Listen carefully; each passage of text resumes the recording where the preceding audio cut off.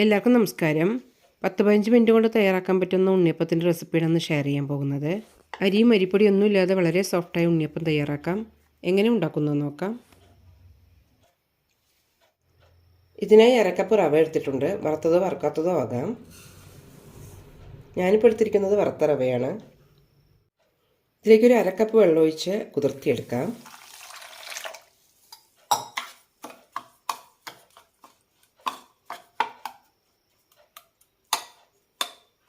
അഞ്ച് മിനിറ്റ് ഇതേപോലെ തന്നെ വയ്ക്കാം. റവ കുതിരുമ്പോഴേക്കും ഇതിലേക്കുള്ള ശർക്കരപ്പാനി റെഡിയാക്കാം. അതിനായി ഞാൻ 3 അച്ചെടുത്തിട്ടുണ്ട്. 1/4 കപ്പ് വെള്ളമൊഴിച്ച് ഇതൊന്ന് അലിയിച്ചെടുക്കാം. ശർക്കരയൊക്കെ നന്നായി അലിഞ്ഞിട്ടുണ്ട്. ഫ്ലെയിം ഓഫ് ചെയ്യാം. റവ നന്നായി കുതിർന്നിട്ടുണ്ട്. ഇതിലേക്ക് ബാക്കിയുള്ള ചേരുവകൾ ചേർത്ത് ഒന്ന് ബ്ലെൻഡ് ചെയ്തെടുക്കാം.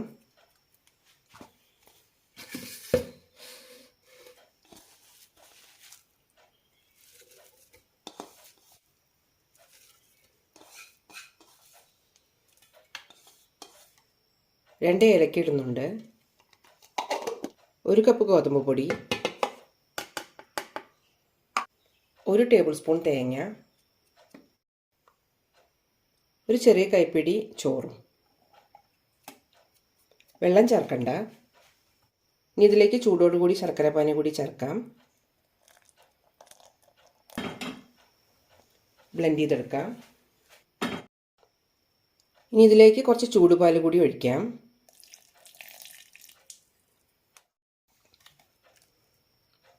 ചോറും തേങ്ങയൊക്കെ നന്നായി അരഞ്ഞിട്ടുണ്ട്. ഇത് ഇനി ഒരു ബൗളിലേക്ക് ഇടാം. ഇനി ഇതിലേക്ക് 1 നുള്ളു ഉപ്പിടാം. കൂടെ തന്നെ 1 നുള്ളു അപ്പസോഡയും. ഇനി നന്നായി മിക്സ് ചെയ്ത് വയ്ക്കാം. മാവ് ഇപ്പോൾ നല്ല കട്ടിയാണ്. ഒന്ന് ലൂസാക്കി എടുക്കാം. കുറച്ച് വെള്ളം ചേർക്കുന്നുണ്ട്.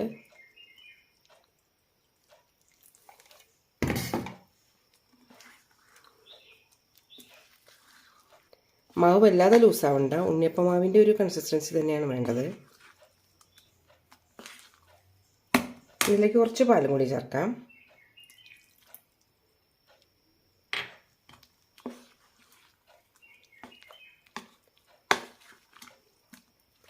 ഏകദേശം അരക്കപ്പ് പാൽ ഒഴിച്ചിട്ടുണ്ട്. കുറേശ്ശെ പാൽ ചേർക്കണം. പെട്ടെന്ന് ഒരുമിച്ച് ചേർത്ത് കൊടുക്കരുത്. ഓരോ മാവിനും കുറച്ച് ഡിഫറെൻ്റ് ആയിരിക്കും. അതുകൊണ്ടാണ് കുറേശ്ശെ ചേർക്കാൻ പറയുന്നത്.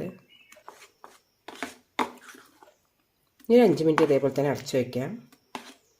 ചിലപ്പോൾ മാവ് ഒന്നുകൂടി കട്ടിയാകും. അങ്ങനെ ആകുമ്പോൾ കുറച്ചും കൂടി വെള്ളം ഒഴിക്കാം. വെള്ളമോ പാലോ ഏത് വേണമെങ്കിലും ഒഴിക്കാം. മാവ് അടച്ചു വയ്ക്കുന്നതിന് മുന്നേ നമുക്ക് കുറച്ച് നെയ്യ് കൂടി ഇടാം. 1/2 ടീസ്പൂൺ ചേർത്താൽ മതി. കൂടെ തന്നെ കുറച്ച് എള്ളു ഇടുന്നുണ്ട്.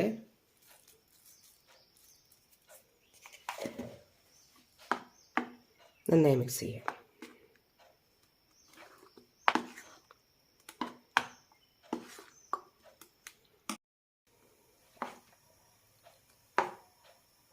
അഞ്ച് മിനിറ്റ് ആയിട്ടുണ്ട്. മാവ് വല്ലാതെ കട്ടിയൊന്നും ആയിട്ടില്ല. ഇനി വെള്ളത്തിൻ്റെ ആവശ്യമില്ല. ഇനി ഉണ്ണിയപ്പം ഉണ്ടാക്കിയെടുക്കാം.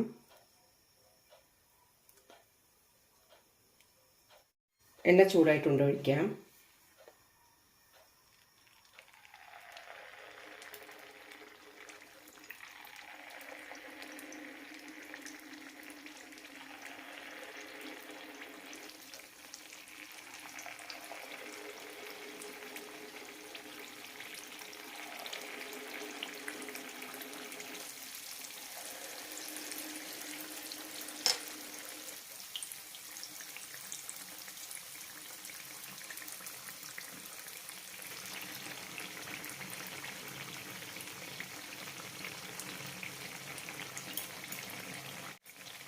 ഒരു പ്രാവശ്യം കൂടി തിരിച്ചിടാം.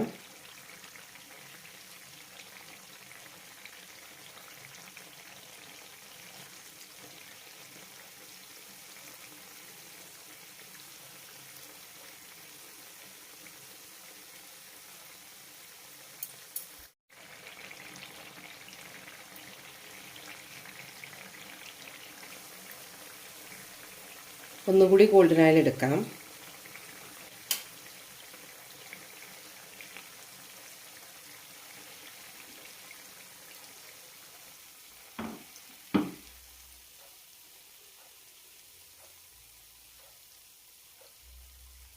ഉണ്ണിയപ്പം നല്ല സോഫ്റ്റായി തന്നെ കിട്ടിയിട്ടുണ്ട്. പുറമേ നല്ല ക്രിസ്പിയും ഉള്ളിൽ നല്ല സോഫ്റ്റായിരിക്കും. നല്ല ലെയേഴ്സായിട്ടും വന്നിട്ടുണ്ട്. എല്ലാവരും ഒന്ന് ട്രൈ ചെയ്ത് നോക്കൂ.